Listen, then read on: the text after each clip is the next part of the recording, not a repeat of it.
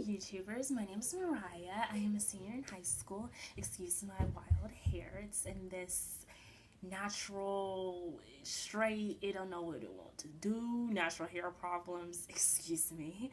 But I'm going to be doing senior year advice videos, do's and don'ts, and just helping your senior year be successful and not stressful, because oftentimes people can just get so stressed out and then they won't enjoy their last year of high school, and the goal is that you enjoy your last year of high school. Okay, so you'll see me look at my notepad just so I can stay on track, because oftentimes I ramble and then you'll be like, okay, what is this girl talking about? So today's video is going to be about applying to colleges. Okay, so the first thing that I'm going to talk about is finding colleges that are the perfect fit for you. Now, you're going to hear people screaming, perfect fit, and you're going to be like, okay, what are y'all talking about? And the perfect fit is basically schools that fit the criteria that you want. And a very helpful resource is College Board. And I will put the link for College Board because College Board is life. It helps you with AP classes, finding AP classes, SATs. I mean, it has literally everything you need to apply to college. It's like a great resource. And on College Board, they have this link to bigfuture.org, which I will also put in my description. And basically, the website, they'll ask you questions about different things that you look for in a college. They'll say, do you like urban settings? And then you'll rate it to which cares to you the most. Like, I want to be in the city, so I said that's a must-have. And it'll ask you questions about, your major and things that you really require. And based on your responses, it gives you a list of schools.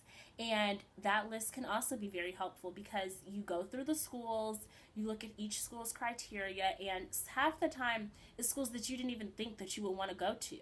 And it kind of opens your eyes. Like, I applied to Leopard. I didn't even know what that was until I went on College Board, and I saw that they had everything that I had.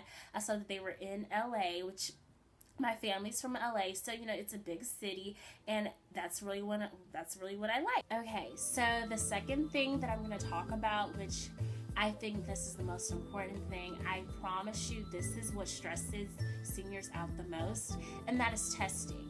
Now, depending on what school you're interested in or which school you apply to, some schools don't require you to take tests, but all of the schools I did and I applied to required it. So, I highly suggest that you at least take the test your junior year once, just to see where you fill in. I suggest that you take the ACT and the SAT once your junior year. And I say this because some people do better at a certain test. Like, I did better at the ACT just because of the way I learn and the way I think. So it helps you out if you at least know, okay, this is the test I need to work on, so that if you do take it your senior year, you won't scramble, you're not just taking tests and wasting your time. Now, it also is helpful because it can tell you what subject you need to focus on to do better the next time you take it. Like, I'm not really good at math, so that was my hardest thing for the ACT, so I had to study throughout the summer. I took the ACT prep class, which helps a lot because it teaches you how to answer questions, how to think, how to test, because not everybody's good at testing. So, it helps because it just shows you, okay, this is what I need to work on, so that when you enter the senior year, you're not stressing out trying to figure out what you need to do. Okay, so the next thing that I'm going to talk about is early decision versus early action and regular decision. Now, these are three different things that some people get confused. I know I got them confused all the time. Now, early decision. Early decision is binding, and that's when you want to go to that school, that's your dream school, like that's where you want to go. So if you get into that school, you have to go there. You sign a contract when you apply there, and it's binding. You can't change your mind. I think it's a fee if you do. I don't know. I didn't apply to any school's early decision, but I just know that all of my friends that applied early decision, that's where they wanted to go, and that's where they're going. Now, early action. Early action to me is just the best thing ever, and I say this because early action is usually done, their deadlines are usually December, November, around that time, and that's non-binding. That means you're interested in the school, but of course you don't know if you really want to go there, but you apply there. And what they do is, if you get in, it's not binding. You can still apply to other schools, you can still look for other schools, but if you don't get in, you usually get deferred. Now, deferred, it seems bad. You're not getting denied, but basically you're getting rolled over to regular decision. And it's kind of helpful because oftentimes, like if you make connections with the admission counselor at the school, they let you know what they're looking for. Like they'll let you know that, oh, we need to see some more test scores, so that you're not just wasting your time trying to think, okay, what else can I send to make my application better? So I just suggest that people apply so that you get a second chance. It's like a do-over. Now, regular decision, it depends. It varies when the deadlines are for certain schools. But regular decision, that doesn't mean that you're not interested. It just means that if you get into that school, you get into that school.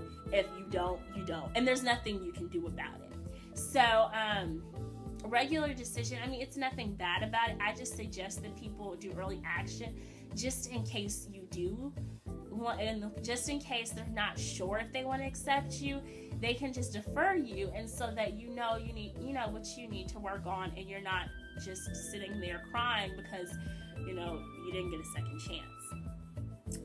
The next thing I'm going to talk about is recommendations. Okay, so when applying to colleges, they'll ask you your recommendations. Can be from counselors, pastors, teachers, anything that you're involved in. But what you need to do, what I highly suggest, is that in August, when you get to school, you're asking the teachers or asking whoever you want to write your recommendation. And I say this because they're going to have a lot of students, and it's not that they don't like you or that they don't want to do it. It's just that, they have to write tons of people's recommendations. And I remember hounding my counselor, like, if he was here, he could tell you, Mariah was in my face every day. And I did this just to remind him, not that he was going to forget, but just to kind of make sure that he did it. Because it's like, okay, he has all these other kids, he might forget, he might just toss it to the side. And the thing is, okay, of course you have deadlines, so you want them to be met. And also,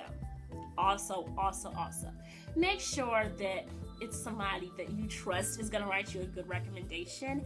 I had a friend who, her teacher, he wrote her like a short paragraph recommendation, and it wasn't that good. And she was in tears, and she was upset because she was like, oh my gosh, I sent this to colleges, which she didn't even read it before she sent it to him. So I just suggest that you make sure it's somebody that you believe, that you know, not even believe, that you know is going to write you a good recommendation. Just because colleges look at that and they take that to an account. So you want to make sure that it's somebody that's going to speak very highly of you. The last thing that I'm going to talk about is having a variety of schools. And by variety, I mean having a reach school, a safety school, medium schools, big schools, whether you want to go to HBCU, PWI, if you want to go to a school that's out of the country, whatever fits you, just make sure you have a variety. Reach schools are usually very competitive.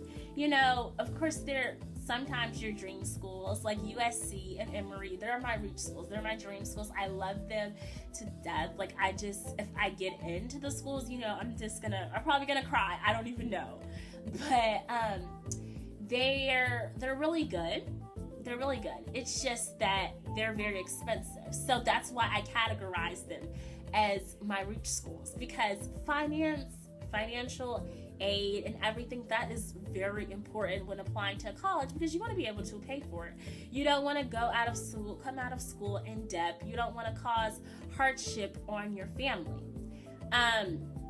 So that's what a reach school is. A reach school is usually very competitive, might be very expensive, but it's like, up here. So with the reach school, you need to have a safety school. A safety school is usually financially beneficial to you, and it works better and makes more sense. Personally, my reach school is Georgia State. Now, Georgia State is a great school. It has tons of majors, tons of opportunities. But the reason why I say it's a reach school is because it's a state school, which means it's cheaper for me. And, it's not far from me. So it just makes more sense. I'm not saying that I'm going to go there, but I'm just saying if anything happens, I could go there and it could work out for me. So, to wrap up this video, I know I talked about a lot of things. I know I have a lot of information, but just overall, when applying to colleges, make sure that you're staying on top of everything. Stay on top of your schoolwork, recommendations, references, essays. Make sure that you're planning things out so that you won't be stressful in your senior year, because overall, senior year, you should have fun. It's your last year of high school. You need to get your work done so that you can play hard, work hard, play hard, and yeah, just get everything done. So I hope you all enjoyed the video. Like, comment, subscribe, tell me what you liked, tell me what you didn't like, tell me what you want to see. So thanks for watching, you guys.